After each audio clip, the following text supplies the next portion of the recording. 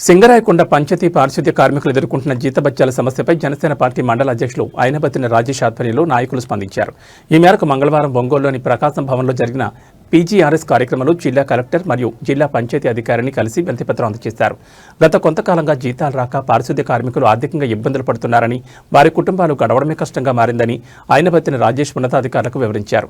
నిరంతరం గ్రామాన్ని శుభ్రంగా ఉంచే కార్మికుల పట్ల నిర్లక్ష్యం వహించడం సరికాదని ఆయన పేర్కొన్నారు. జనసేన నాయకుల విన్నపంపై జిల్లా పంచాయతీ అధికారి సానుకూలంగా స్పందించారు.